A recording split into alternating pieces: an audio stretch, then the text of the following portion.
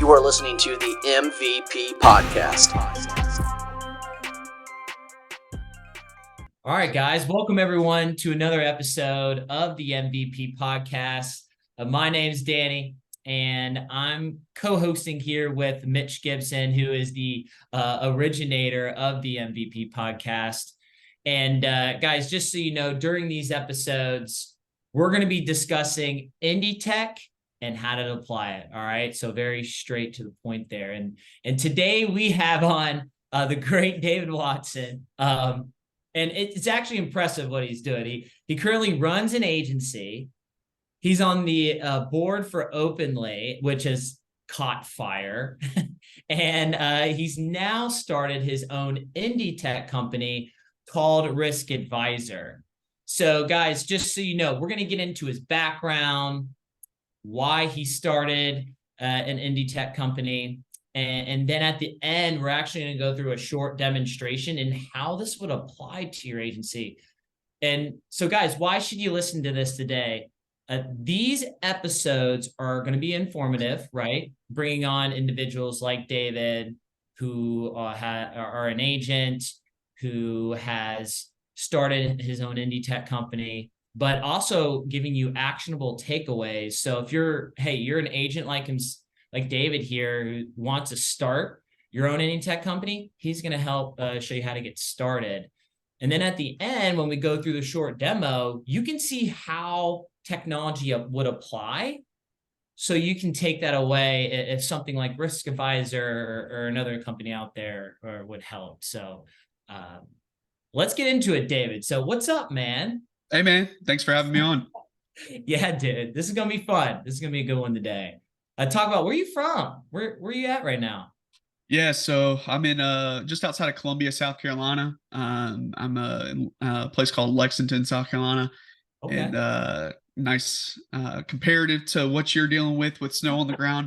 Not too bad of weather going on over here today. Yeah. No, yeah, it was snowing this morning. It's like Ohio is literally bipolar. It's like snowing one day, literally last week, no joke. Everyone, we're recording this on March 14th, but like last week, it was like 71. It's like it goes from 29 to 71 in a week. You're like, what is going on?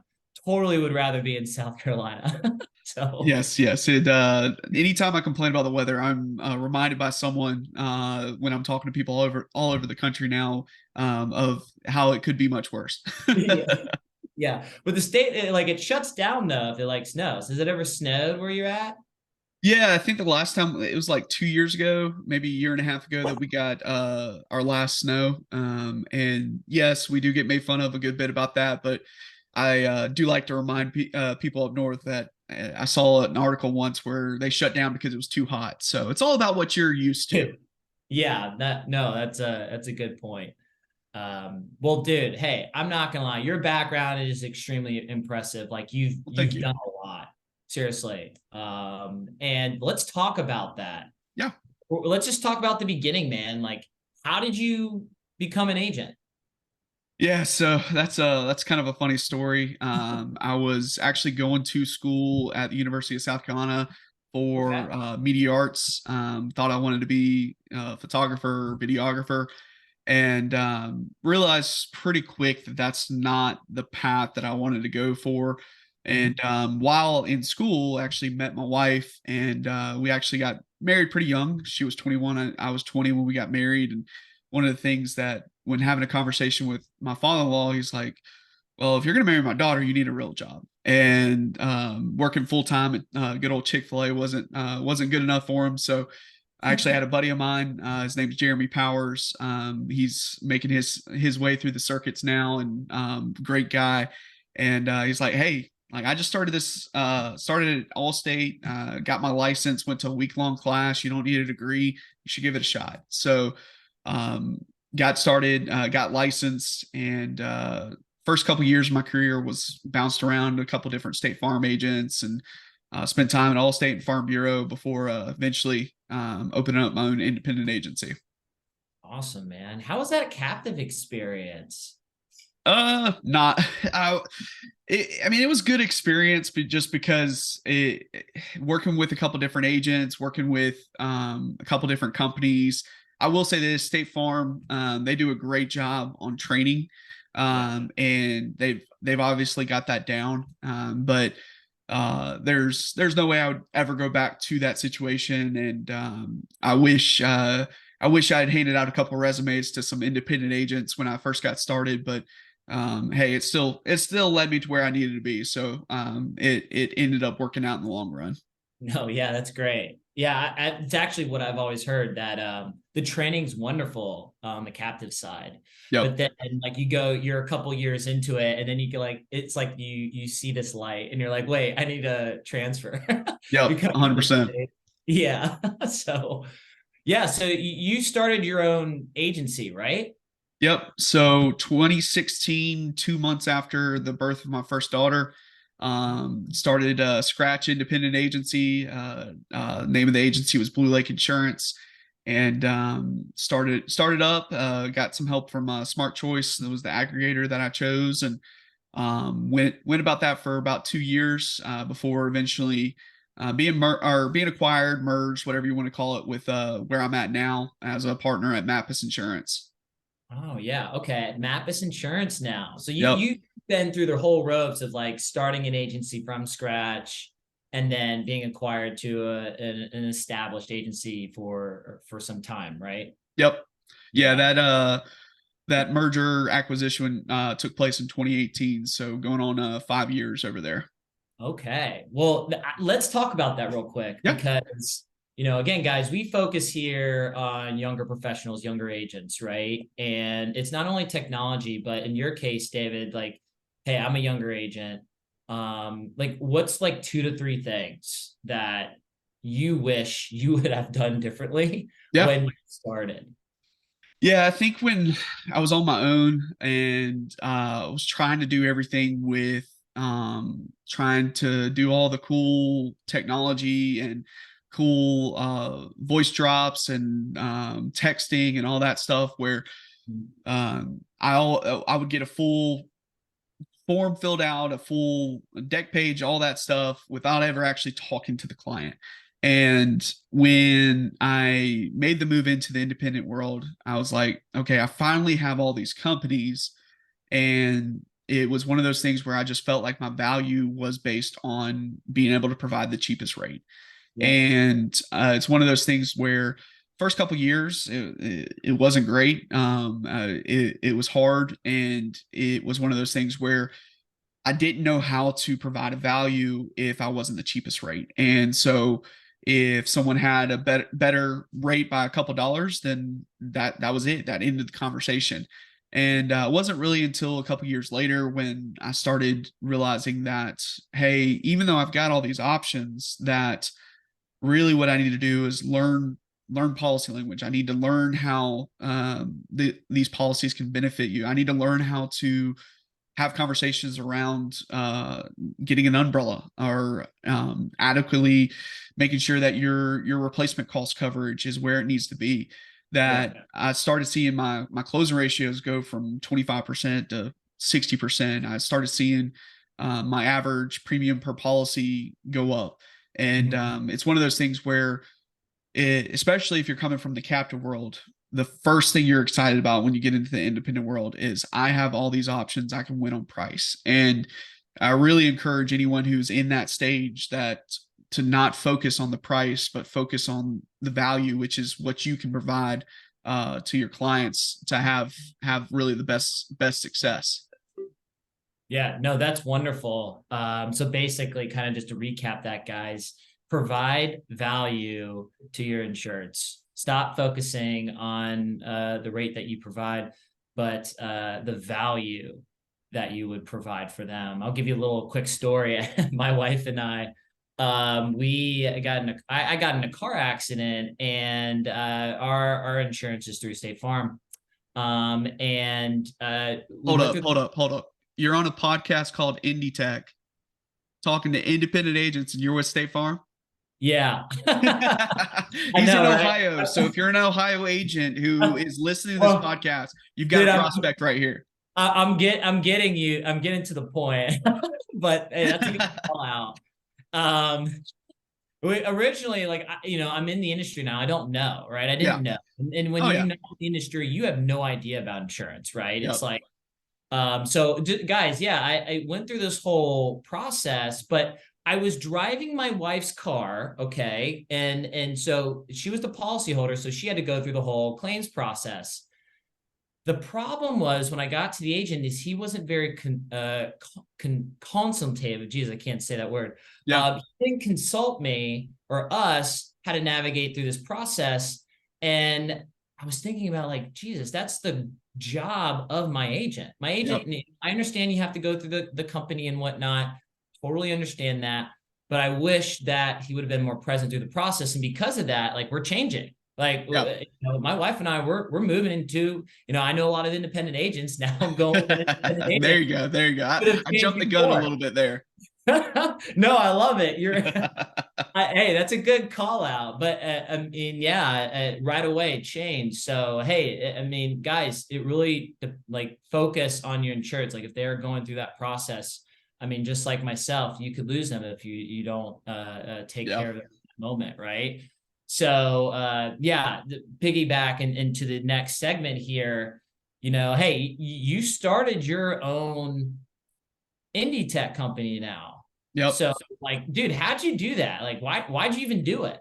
Yeah, it really kind of started out as just filling a need for my agency. We're coastal, so I'm in Columbia, but my agency's in Mount Pleasant, which is Charleston, South Carolina. Uh-huh. And so being coastal, the Raiders are basically just for auto insurance. There's a few home carriers still left in there, but it's a lot of manual entry into specific carrier sites. We work with a lot of ENS wholesale brokers on the personal line side, and Mhm. we use virtual assistants and to help us manually automate a lot of that. And it was one of those things where we have this process before this where, like, we email over the quote request to the virtual assistants. We're emailing the quote request over to sometimes 8 or 9 different ENS wholesale brokers, Yeah. and everyone in our agency was doing it differently. They're like me. I had like a email signature that I would just click on that gave a bunch of the information. Some were Right. just using, hey, here's the deck page, here's the license, quote this without any recommendations on coverage.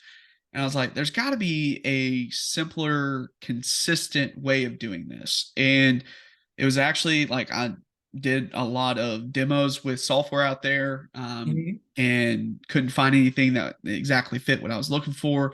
I ended up tried building it on 30 to 40 form makers, it feels like, before I finally settled on one, Yeah. and ended up building it out on this form maker. First year, I think we put like 1,800 submissions through it as an agency. Wow. And after that, it was one of those things where it's like, okay, if I'm going to take this to the next step for our agency, and also I feel like this is something that could benefit other agents, it's going to have to be custom built.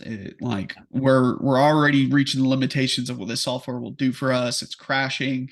Like, we need to custom build that. And that's where just kind of the risk advisor was kind of born from. It's a lot based on being consulting the client with their risk and helping them with all that. So chose the name risk advisor to go along with trusted advisor, and kind of built it from there. Dude, that's awesome, man. That's like the story that you want to hear. Talk to me real quick, David. I'm an agent, right? And I have a unique idea like you do, right? I'm trying to solve a problem for this industry. Can you just walk me through how would I even get started in doing something like that? Yeah, the the first step I would say is talk to 5 to 10 other agents. Before you ever build anything, before you ever hire a developer, talk to 5 or 10 other agents to see if what is a problem for you is a problem for others. A lot of times, especially if you've had success in your agency, and what I mean by that is financially, where you have some money to throw at a problem, you'll see people just start building something that is completely based off of their agency. And then when you get, and not just in the IndieTech, but any type of software business, and then they get out to market and nobody else needs it or wants it. And so you throw out a lot of money at a problem that's just for you. So talking to others, getting feedback from others, making sure it's not just all about you and your need is important. And then also one thing I did is I sat down and did an all-day intensive with a software developer, a firm here local, and kind of just did a brainstorm session of walking through what the MVP, minimal viable product, would look like. And really, when we went to go build that, our MVP was we did a lot of things that we shouldn't have done in the MVP. And like I think one of the things that still kills me that took like 2 weeks of development time was building in a builder's risk questionnaire inside of the home form. That was not necessarily, we should not have done that. And that code has basically been removed. But it was 2 weeks of development time at a pretty penny that could have been built, could have helped us with something else that we should have probably launched with or done pretty quick. But yeah, I mean, those are two things: like talk to others, talk to your peers, see if your idea is something that can help others. I think one thing I struggled with early on was, okay, you don't want to be too loud about it because somebody's going to steal your idea. And that I don't be concerned about that. If you are concerned about that, then you need to check yourself and check like where you're going with it. The hashtag building in public is very popular among SaaS companies on Twitter, and it's something really cool to follow. And then that second one, like taking the time to talk to someone who knows what they're doing to guide you through the process of the pieces that you don't know. Kind of like what us as trusted advisors are there for, is guiding our clients through things that they don't know, and that we do know. Dude, that was wonderful. Thank you for that. Guys, another thing that I took from that was he wasn't afraid to fail. He mentioned that he had put a risk profile in an area that he didn't want to. And guys, you got to if you're going to build out your own IndieTech, right? You're going to fail. You're going to make mistakes. Don't be afraid of that, right? If you have this problem that you want to solve, you've consulted different agencies in the area, different levels, right? And really feel like this is a problem that you can solve. Don't be afraid to fail. Okay. Stay with the goal, stay with the problem that you want to solve, and stay with it. I love that. No, yeah, that man. And so, hey, are you going to IndieTech Showcase? Yeah. No, I'm excited about that. It's gonna excited for what Jason Cass is putting on, and appreciate him. He's helping out a new startup, IndieTech startup, with giving me a little bit of a pricing plan. I don't know if he's going to get mad at me for mentioning that on live, but it's very much appreciative. But yeah, I'm super excited about it. Dude, that's great. No, talk about real quick, like, you met with him. Like, why do you feel as if this is going to be so important for the industry? Yeah, I think there's within our industry, there are plenty of events out there. Like I think someone a couple years ago was putting together an event calendar, and you look at it as a vendor, it's like, man, I could be gone every other week and still not touch all of them. And I think there's a lot of great ones out there for that. And I think there's a lot of good that comes from those. But speaking as a vendor, when you've gone to these events and you're in the vendor hall and you're back in the corner because you signed up late or whatever it might be, it can be tough because a lot of those people will go to hear one or two people speak, or they'll go for the community, which as an agent is a lot of the reasons why I go to them.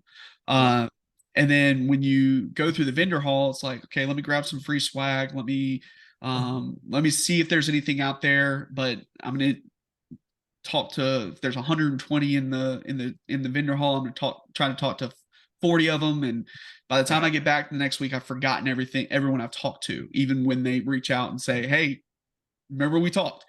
Well, what I'm excited about with the IndieTech showcase is like, that's why it's there. You know, when you're going to that, when you're buying a ticket for that, that you know what you're going to do. And then, so it's all about tech for the independent agent.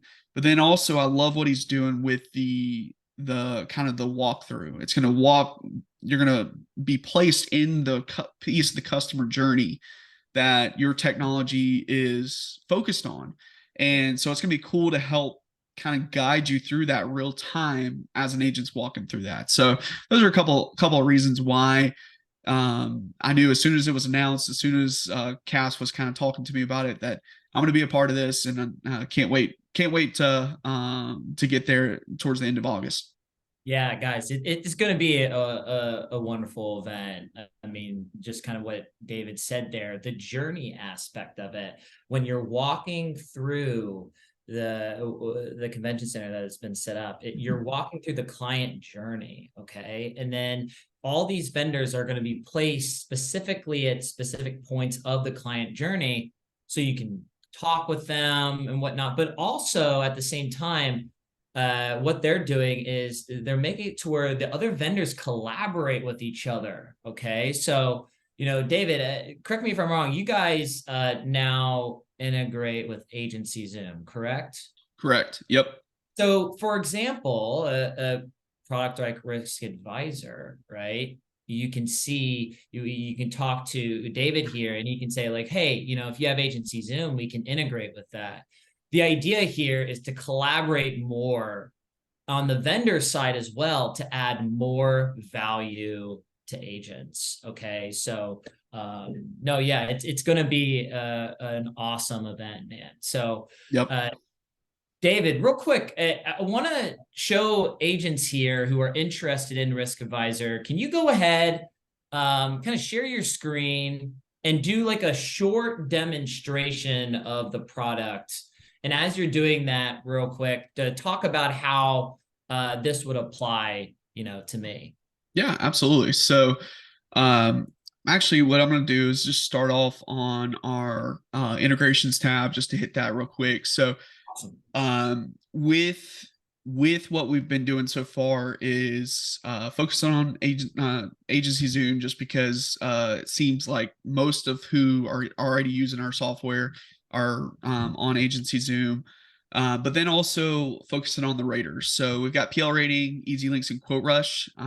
Quote Rush is one I feel like is not as utilized when I say that for integrations. It's not one that you normally see companies integrate with. But what we've done is we've created our integrations around trying to make it as best we can. With obviously there's always going to be API limitations when you're dealing with API, but as best we can, if you do a full submission inside of our system, you're going to be ready to go when you get into the rater or into that CRM. But once we get into what we call a risk profile, is when you start getting into that conversation. So what I kind of coach my sales team around is, okay, when I send you a lead, go in here, you're going to have the name, the email, the phone number. You're going to know where this piece of business came from, and this ties into Agency Zoom. So your lead sources are going to pull straight from Agency Zoom, so you don't have to worry about syncing those on your own. And then you're going to know what types of business that they're asking for on the front end. So once you get in here, go ahead and plug in the address, let our data pre-fill, pull in some of the aspects of the home. But then we're also going to make it easy to jump over to the Zillow listing, or do a Google search for the property. Awesome. One thing you'll notice that we kind of lead off with is the discovery section. And everything that we built this around is a conversation. We're not client facing at this point. It is something that the agent is going to be using this software to have a conversation with the client. And you'll probably notice that I'm going to be very repetitive around the word conversation. I'm a firm believer that the best relationship between an agent and their client is going to be built around conversations. Yes, it's great when there's no friction and you get a full deck page. You get the DL numbers, the driver's license, VINs. You get the everything you need to go into your rater, plug it in, get your rate, and send them a quote. But I really do believe that, especially as things like embedded insurance and more of your technology pieces that you're using every single day, like your bank or QuickBooks or whatever it might be, is offering up those rates in their systems, that the agents who continue to focus on having a relationship with their clients are going to be the ones that long-term thrive. So whether you know the answer or not, the most common first step for a home insurance is this a new purchase? So what we've done is build routes. So yes, okay, let's go down this route. No, let's go down this route. And trying to make it very simple to have a detailed conversation if it's needed. So let's say this is a seasonal home and it's rented. Okay, you need some more information. But if it's a primary home and it's not rented, pretty straightforward.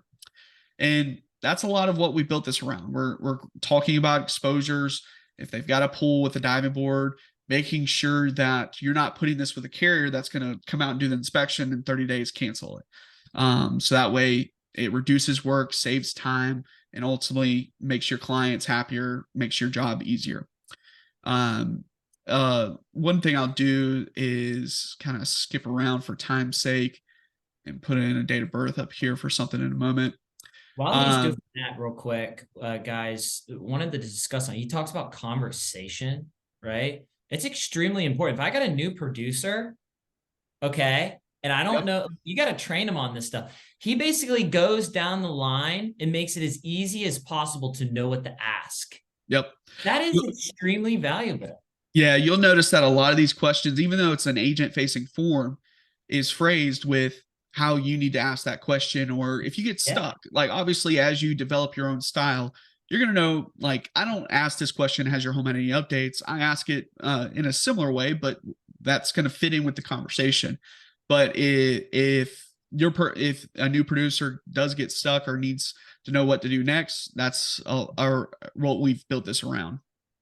That's awesome. So you got your standard coverages, you've got your additional coverages.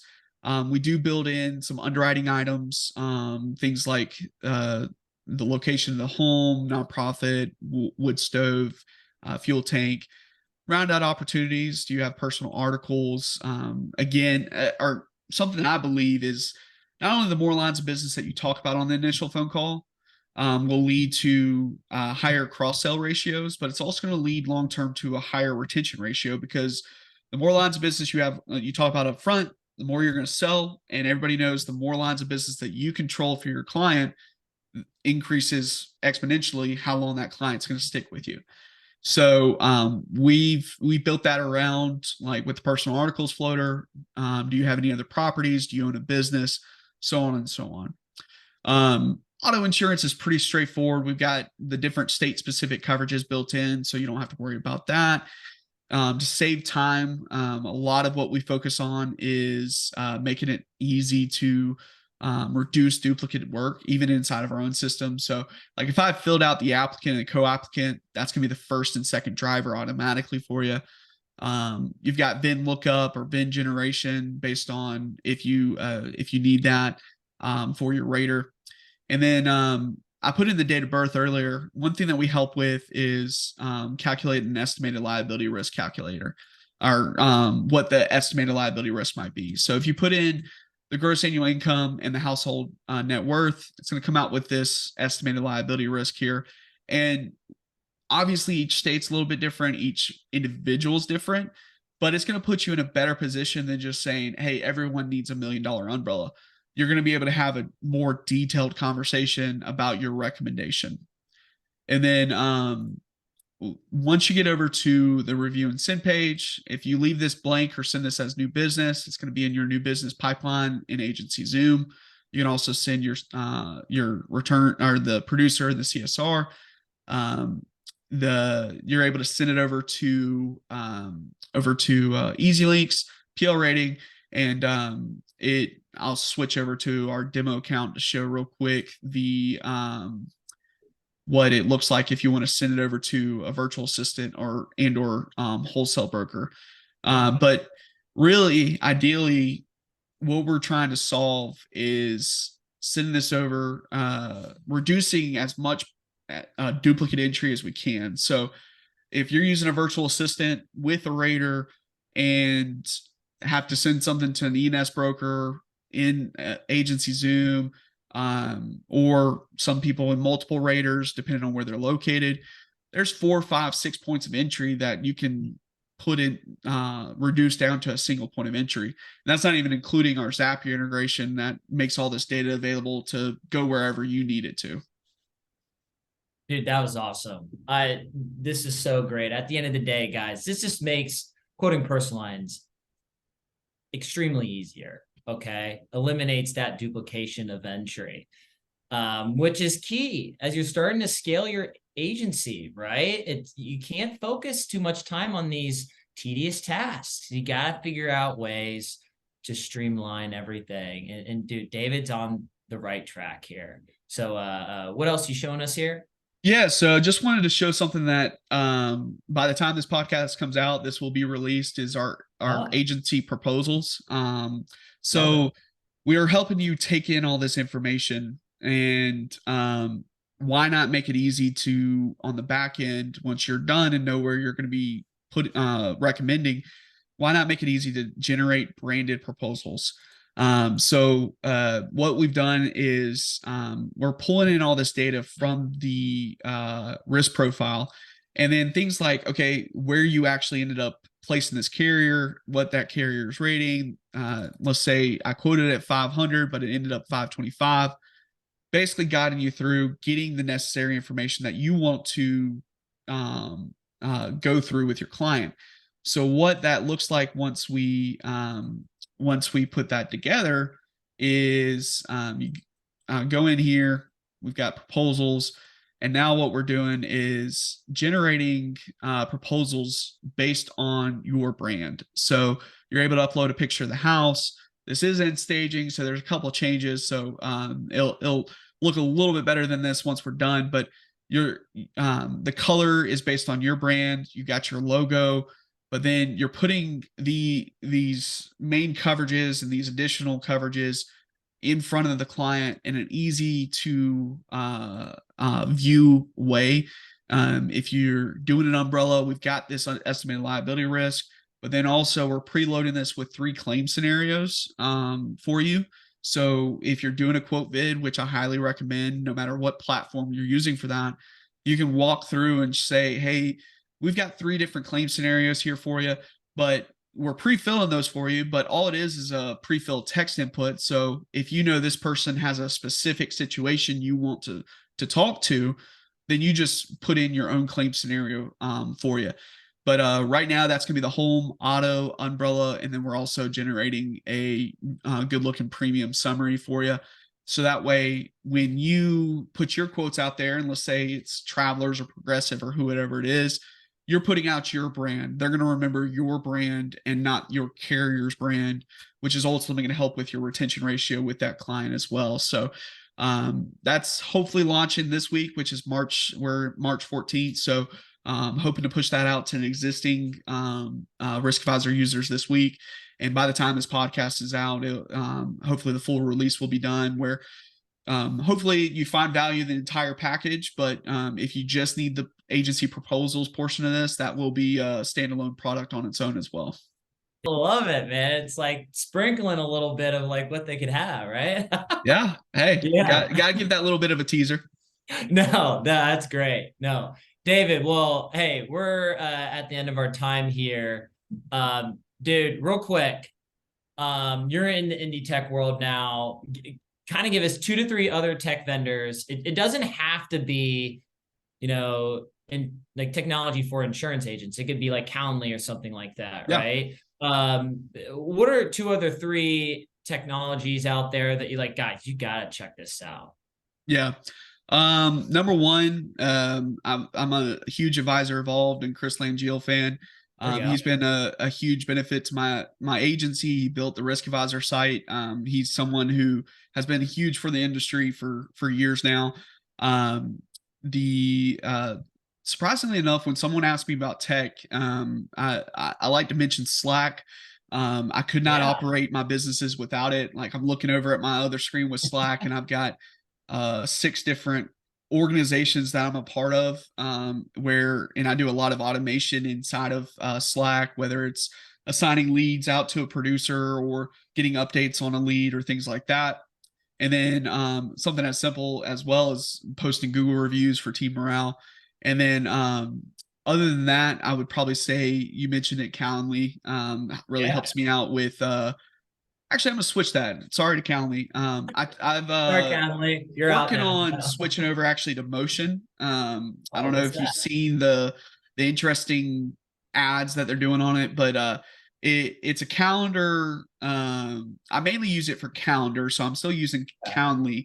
But what it does is it combines your task and your calendar events and fills in the spots. So like between this call and my next call, I have 30 minutes. And so it's assigned a 15-minute or 30-minute task based on my priorities to make sure that that's getting done.